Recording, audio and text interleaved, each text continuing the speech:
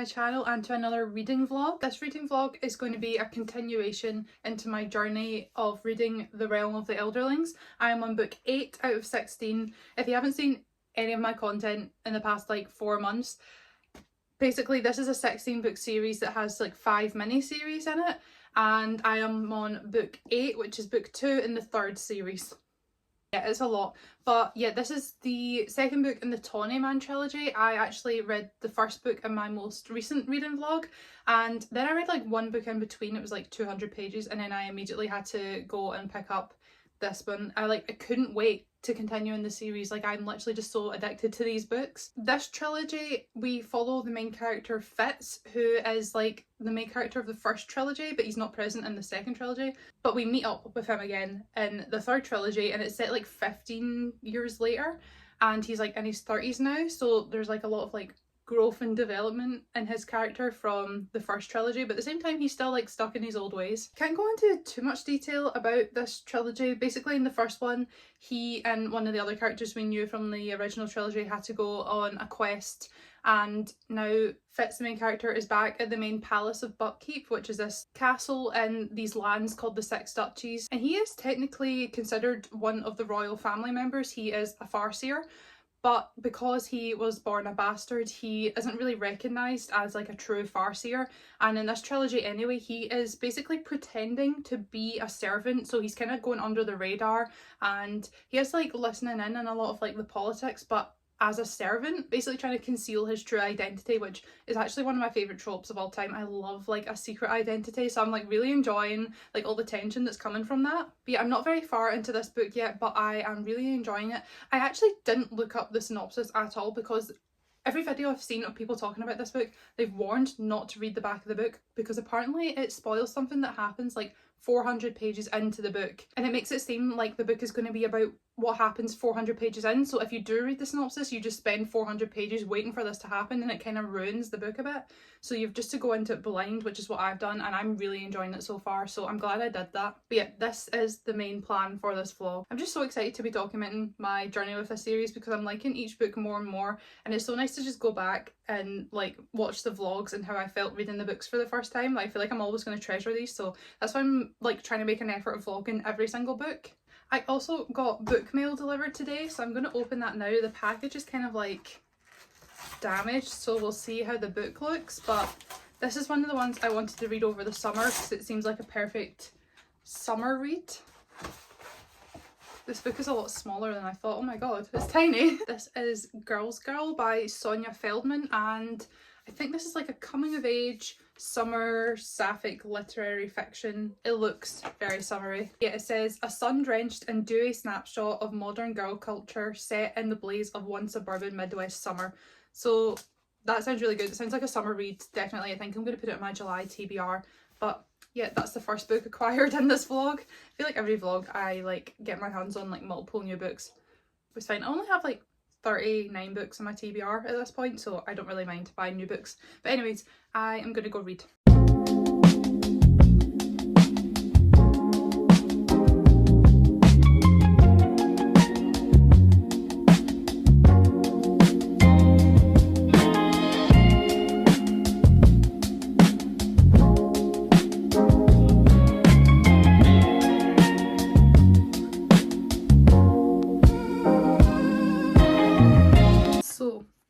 For a reading update, I am on page 181, which is quite good progress. And nothing's really happened yet, and I do feel like if I read the synopsis and read like this big dramatic thing that I thought was going to happen, and I got 180 pages in and it hadn't happened yet, I would be bored. But considering I don't know what the synopsis says and what this book is like pitched to be, I'm having a great time. Like, I'm just like very in the moment, enjoying what's going on. This book I feel like is closest to Royal Assassin, which is the second book in the entire series, because we basically just follow Fitz engaging in court politics again, and both times he has to kind of go under the radar. He's not that influential, or he doesn't seem that influential over like the decisions, because he can't. Like in the first trilogy, he's like the bastard son of one of the princes that had to abdicate in shame, so he has no like actual authority over anyone in the way that any of the other farseers would. And then in this one, he's like pretending that he isn't a Farseer at all. He's just pretending he's a random servant to Lord Golden, who I feel like, I'm not going to go into detail who Lord Golden is, but the dynamic is pretty funny when they're like in public and they have to be servant and the Lord, and then when they're in private they're like, they're just being them. That's all I'm gonna say. Also, people find Fitz as Lord Golden's like escort, which is really funny. But yet he has to like influence the court and influence like the political decisions, but like as a servant. So he talks to characters behind the scenes who know who he actually is, and that's how he makes his influence. But he can't actually like be in the middle of a conversation in the middle of the court or in the middle of like some sort of ball or event and be like, actually I think that's wrong, or I think this person's betraying this person. He can't say that because he's just a servant. And he also has to find excuses to be present for certain things. So one of the main characters, Prince Dutiful, he is to be betrothed to one of the daughters of like a significant family in the Out Islanders. Basically the Out Islanders were the enemies in the first trilogy, but now they're trying to form like political alliances to like strengthen their relationship and like get over the fact that they used to be enemies. So the prince is betrothed to a girl from the Out Islanders, and he had a betrothal ceremony, and Fitz couldn't be there because he's a servant. Like, why would a servant be in attendance to that? So Lord Golden makes up this huge excuse where he like really dramatically falls in front of everyone and hurts his foot, and he's like screaming and being so dramatic, and Fitz is such an idiot because as soon as Lord Golden did this I was like, oh, he's trying to get Fitz an excuse to attend the betrothal ceremony. Like, but Fitz is like, oh my god, are you okay? Is your foot okay? And then Lord Golden's like, of course it is, you idiot. Like, my foot's fine. I just did that to get you into the ceremony so you can like hold my rest cushion about or whatever. So Fitz is an idiot still, which I do love. I love Fitz so much. Like, I didn't really care about him in the first trilogy. I was just like entertained by the writing and the plot of the first trilogy, and I cared a little bit about him, but in this, like, I just love him so much. This is the 5th book I've spent in his head, and these are long books, so I've spent so many pages and so many hours of my life in this man's head. So like I just love him so much now. But I have a feeling that like tensions are going to run pretty high in this book. Like, there's already like certain relationships or friendships he has that are like, he isn't making very good decisions. He's getting in his own head a lot. So I just have a feeling that, like, I've heard a lot of people say there's a lot of tension in this book, like character relationship wise, and it's making me a little bit nervous because I'm already starting to see it a little bit. But anyways, I'm loving this so far. I love a secret identity, so I love the fact that he's hiding the fact that he's a royal, and that he's just pretending to be a servant. There's also so many secret passageways in this. Like, he is creeping around basically in the walls of this ancient medieval castle, and I just love it. He's like spying on people, and yeah, he's getting lost in the halls, and I don't know, I just love it so much. I'm really enjoying this, and I'm glad I didn't read the synopsis because it's making me very like present in the moment. Even though not much is happening, I'm still enjoying it, and I'm not waiting for like a big event to happen. I'm just here for the ride. Also, me and my friend are gonna go book shopping tomorrow, so I'll probably take you along with me. I think we're gonna try and film a separate vlog for that. I'm gonna put some clips of it into this, just, you know, for some b-roll entertainment.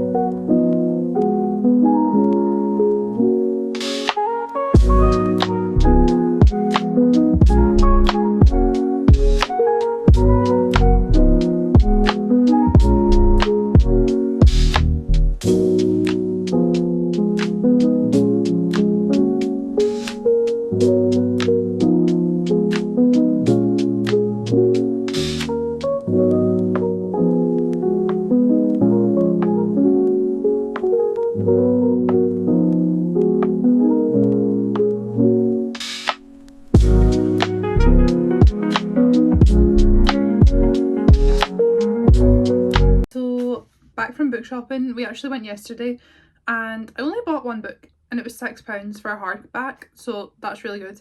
It was in the Oxfam bookshop, so one of the charity bookshops, and it was literally on display in the fantasy section. Like, the fantasy section is so small in that shop, it's like one shelf, but they have like a top shelf where they display hardbacks. There's usually like 4 on a stand, and do you know what one of them was? Yeah, I already have this book in the like standard UK new editions, but I thought I can't like pass finding a Realm of the Elderlings book in a second-hand bookshop where it's only like £5.99 for a hardback. I don't think these editions are quite as old as the ones I bought recently. Like, if you look at my Fool's Errand reading vlog, I hauled a bunch of like 90s editions of the Farseer trilogy and the Live Ship Traders trilogy. They were like first editions. I think this is a first edition, but this quartet, which is the 4th series in the Realm of the Elderlings, I think there was a big gap in between the Tawnyman trilogy and the Rainwild Chronicles, because I think this trilogy was initially supposed to be the end of the whole series. So I've heard that the 3rd book in this does feel quite conclusive, but then like years later Robin Hobb decided to continue, so that's why this doesn't match like the first editions of the like original books. But I don't mind either way, because I'm just happy to have like more covers of my favourite books, even though I haven't read this one yet. And I've heard that this quartet is like the worst series of the whole of the Realm of the Elderlings. But oh, there's a Amazon invoice in it, and it has oh my god, an Amazon invoice from 2009. I don't think this person meant to do that because it has her whole address on it. She probably doesn't live there anymore because it's 2009, but oh my god. Don't think she meant to leave that in her book, but it's fine. I'll score that out and put it in the bin. But yeah, this is like these set of UK covers is from these ones, which I actually do quite like maybe I'll collect these, but they're not quite as like traditional and as like fun as the like first editions of these few books, which I do have. I do think they are quite cute. So yeah, I have this book. I feel like that was a long rant about the one book that I bought. Now for a reading update. I feel like this is going to be a really long clip, but I am on page 274. I kind of hoped to get halfway through yesterday, and then I just got too tired because I'm reading this quite slowly. Like, the amount of time I spend on each page is quite slow, but I'm just absolutely loving it. I forgot to mention this in my last clip, but I've actually already cried while reading this. Like, it's so ridiculous. The only reason I cried, nothing like horrific has happened yet. They were just referring to something horrific that happened in the last book, and it just made me cry all over again. Like, if you saw my vlog for Fool's Errand, I was like sobbing in that. I don't think I cut most of it on camera because I was like too embarrassed. I kept cutting the camera whenever it got too bad, but I was so sad about something that happened, and then like Fitz brought it up again, or someone else brought it up, and then like he just started breaking down sobbing, and then I was like sobbing. That shows how good these books are, because I never ever cry at books. So the fact that I was crying uncontrollably about something that was just referenced, it didn't even happen in this book, it was just referenced, and I was like sobbing. Also, like, some characters that we know are like back in this book, like they've come to visit, and it's just like really interesting. It's like rejuvenating my love for previous books. I'm excited for this next chapter because I feel like there's going to be lore drops between the Live Ship Traders and this trilogy, because in the last chapter Fitz found out a lot of information about what's going on in Bingtown and what the events of the Live Ship Traders was, and I feel like he's going to learn even more. So it's quite interesting, even though we already know all the information ourselves because we read the trilogy, but Fitz, the main character, doesn't know any of it yet because he wasn't present for any of those events, even though we were. It's quite a weird reading experience, but I'm excited for him to learn what I already know.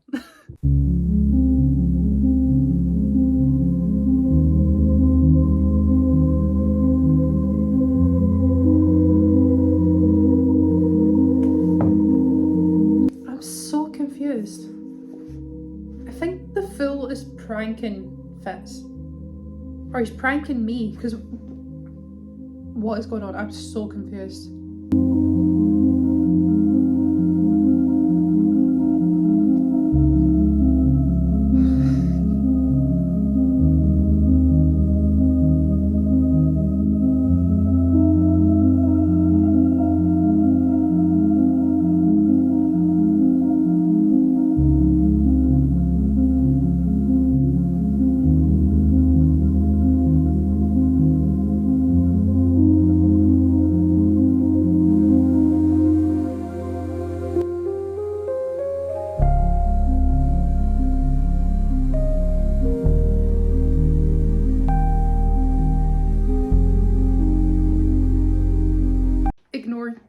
the wet hair.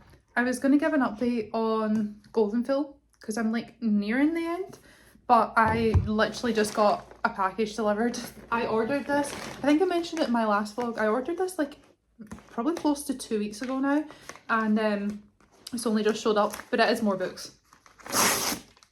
Yeah, also sorry if I sound really nasally, I have awful hay fever right now. It's so bad. Oh, it's a box inside a envelope. There we go. This is from a random website that does like fantasy and sci-fi books. I've only ordered from them once. Some of them are like mass market paperbacks. Got a bunch of bookmarks as well.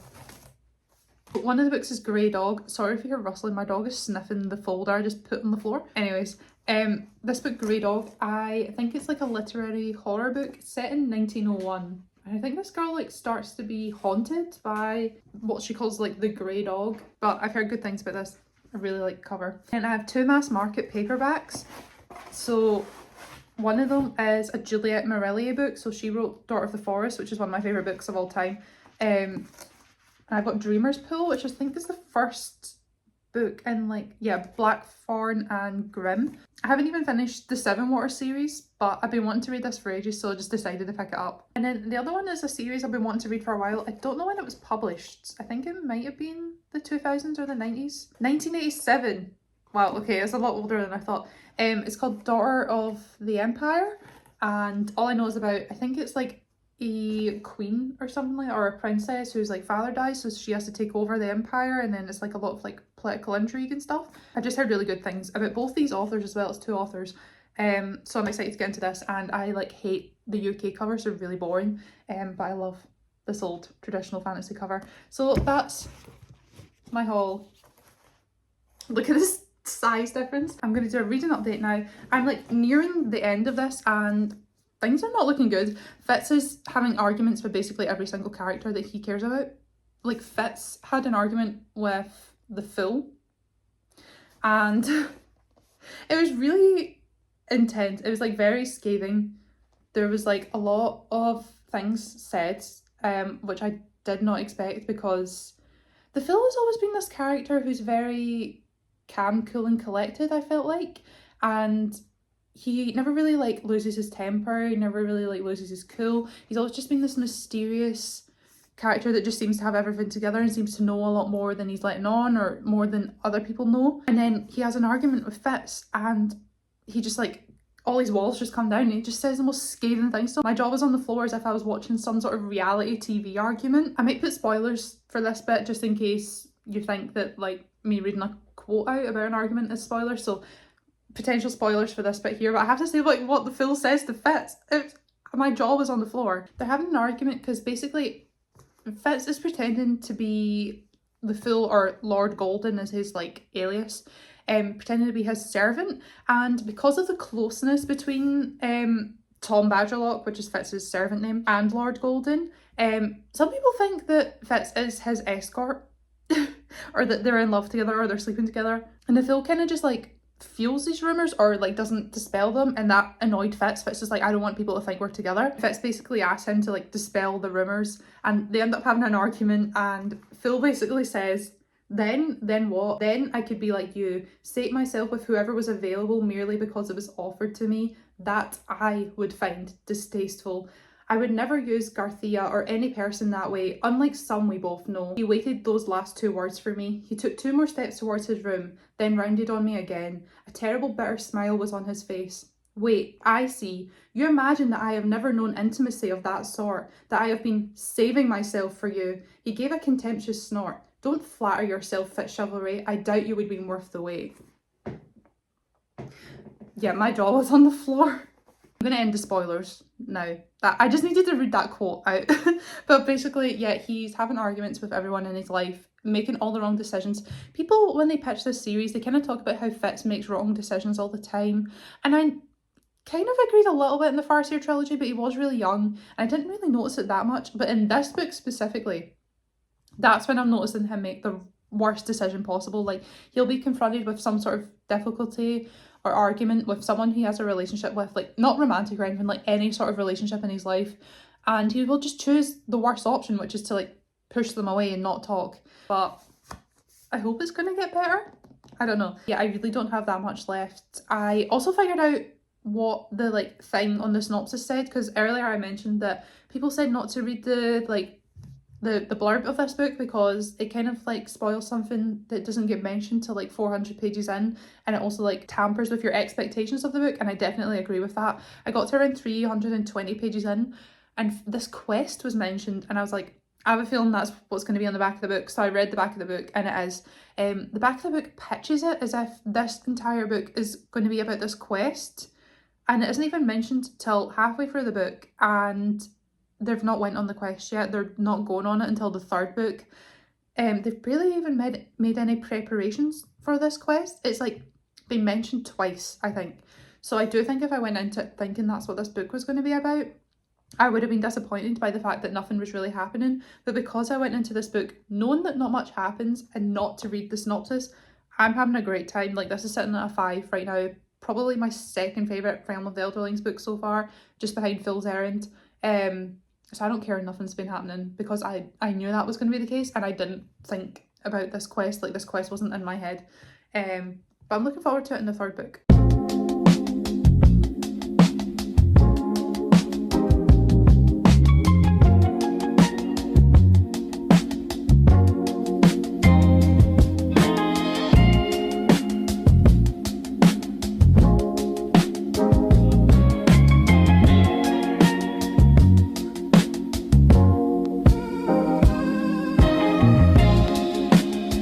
I thought I would give a final update for Golden Fool.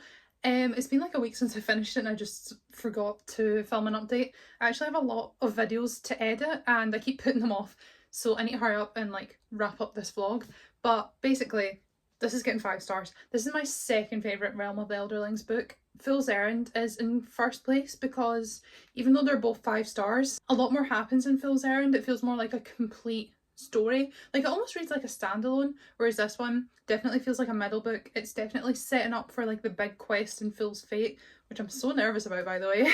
And despite being a very middling book, because I knew that going into it, I did like lower my expectations and didn't expect like much action, and that really helped because I absolutely loved this. I wasn't bored throughout a single bit of this book, maybe a little bit towards the end, but other than that, it was like such a solid read. There's so much like character development in this. The main character Fitz is just fighting with everyone, but I feel like through that he was learning how to like reach out more to the people in his life, and there's just so many moments I was like jaw on the floor. Like that fight between Fitz and the Fool, if that happened like in the first trilogy, I probably wouldn't have reacted to it at all, but because I've spent so many books with these characters, it moved me so much and I was just like so entertained by it and so shocked by it. And yeah, I've never felt this way about characters before.